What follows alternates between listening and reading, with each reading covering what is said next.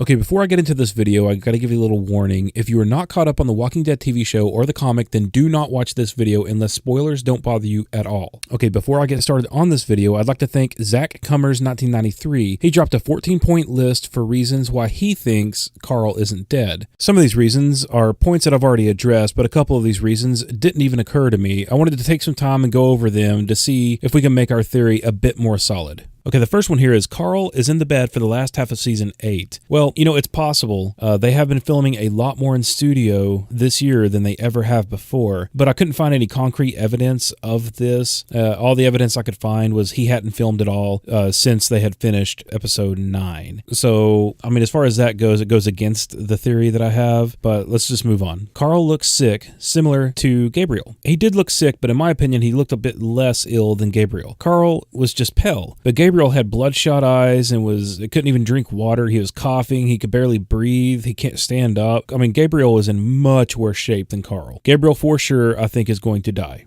He's bitten for hours and still running around throwing smoking bombs. This is true if he's been bit back when he was with Sadiq. That's where all the speculation is. He was bit back then.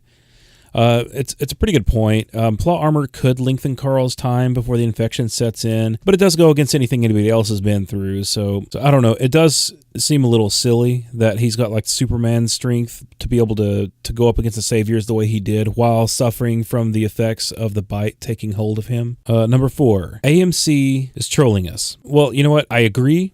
This is a primary factor of my theory, but we're going to get to this later, so let's move on to the next one. Number 5. Time skip with haircut and mullet from the comic.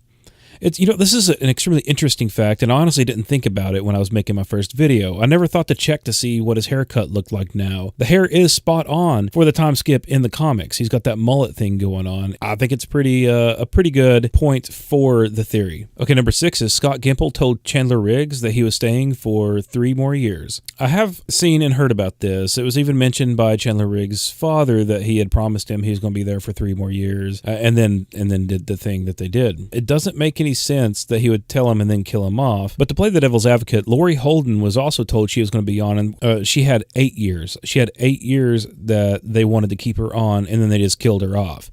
So to play devil's advocate again, it's been done. AMC is pretty shady when it comes to stuff like that, so I don't know. Okay, number 7, The Talking Dead, Scott Gimple, he would mumble and avoid the "was Carl bitten, is he going to die" questions on how the bite will play out. One thing that Gimple did say that I could find was the decision was a strictly story-driven reason for Carl's fate. I'm going to get into this a little bit later, so I'm going to skip on past it for now. Number 8 was Glenn confirmed in season 6A, but comes back 3 episodes later. Was he confirmed dead, or was it just hinted at? Because I couldn't find anything where he was actually confirmed dead by the showrunners. I remember a lot of hints thrown out there, and just fans confirming the death when he fell under the dumpster there, but I couldn't find anything where he was actually confirmed dead. This does play back to a certain thought, though. You see, in the comics, we knew when Glenn was supposed to die, so they kind of pulled the wool over our eyes there as well. It's like, haha, is he dead now? Look, there's no way he could survive. But then they brought him back to kill him off the exact same way that he dies in the comics. They may be doing the same thing with Carl. I don't know. We'll just have to wait and see.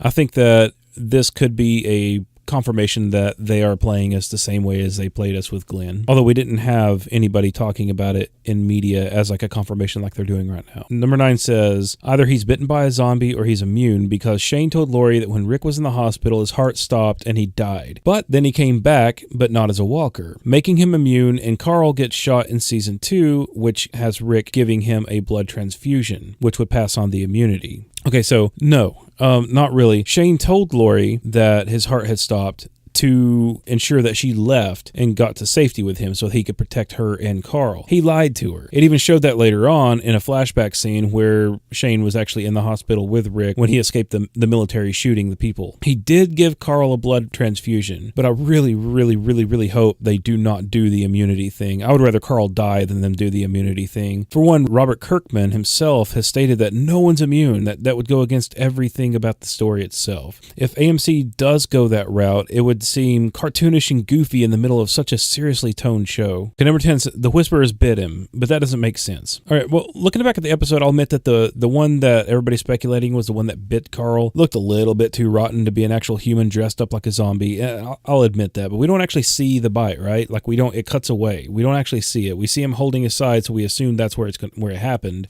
We don't see it. We all know what's coming. We know the Whisperers are going to be here. Season 9 will have the Whisperers in it, and so everybody knows that, and everybody's waiting, and everybody's watching for Easter eggs, and that would be a major Easter egg they dropped right under our noses, and nobody wants to accept it, and nobody even sees it. So that would be a major troll on their part. Okay, number 11 says, flash forwarding when Rick turns around and cuts off in the first episode of season 8. I bet was Carl with mullet hair and no eye patch saying, hey dad, and smiles. Okay, I didn't see his face. Like I remember that pretty clearly. You only see his back and you see him in the foreground where he walks across the camera. It's definitely Carl. Like it's 100% Carl. There's no way it could be anybody else. And I've heard a lot of people talk about how it's Rick seeing Carl kind of similar to the way he seen Lori when she died. I mean, it's possible, but I don't like that idea. I don't want to see that idea. I don't want to see it played out again. I didn't like the fact that he could see Lori. Like in the comic books, he could talk to her through the phone, but he also realized that he was crazy. Like he realized that, hey, something snapped in my brain, but it does give me a sense of comfort. And so he went on with it. Michonne did the same thing. She would talk to her boyfriend. It was the same way. So I don't want to see Rick replay that same kind of like miniature story arc that he did with Lori. I just don't want to see it. All right, number 12 says, it makes no sense that Chandler's dad got mad about what Gimple did, writing that stuff in Twitter, but it could be staged. Okay, I didn't see him write anything in Twitter. I think you're talking about Facebook. He did write some stuff in Facebook, and 100% agree with you. I covered that in my last video, though.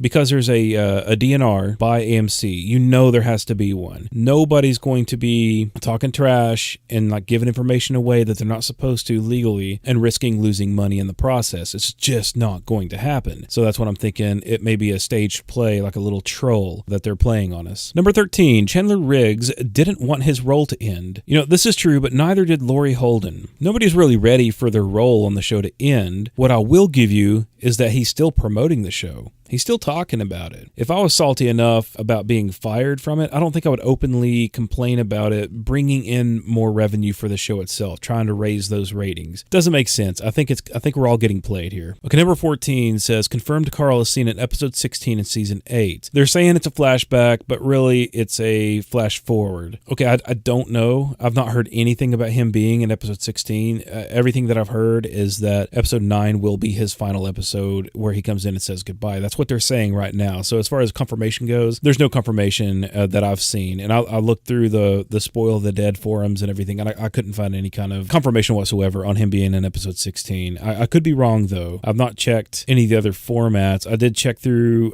quite a bit of the Spoil the Dead, but I don't know. All right, so there are other points that I'd like to add on here at the end of this video. Just for a second, I'd like to talk about the bite itself. I mean, if you look at all the other zombie bites on the show, you'll see a distinct difference. See, Carl's zombie let go.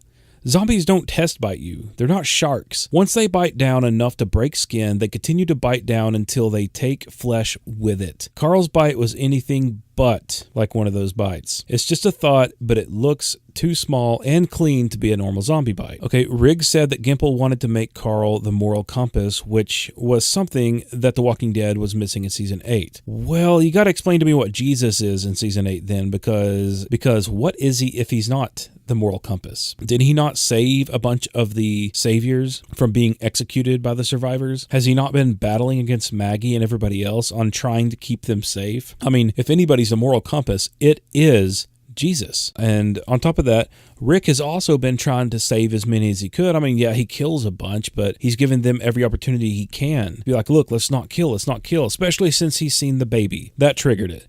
The baby, and then seeing Morales, and then, you know, he got in a fight with Daryl over trying to save people. So Rick, in a way, has been the moral compass as well. You know, I know everything from AMC points to Carl's death, but I just cannot shake the feeling that it's being a misdirected tactic thrown at us to keep us off predictions. It could just be wishful thinking, but to be honest, I really don't care if Carl's dead or not. I mean, we've watched him grow up and all, but I really have no attachment for the character. I think the emotional chains that's holding me to this theory is the fact that in the storyline, if it follows the comics at all, Carl's about to become a really cool character. He's about to become his own character. He's about to become a lead role. And it's just really unfortunate that they would want to kill off somebody right before they become essential to the plot. You know, like, I've always thought this was Carl's show. Like, this is Carl's story. All the actors are saying the same thing. Andrew Lincoln said it. This was supposed to be Carl's story. Like, how could they kill him off? I don't get it. It's horrible. I think that's right. I think that's true. I think this is Carl's story, and I think this is just a moment where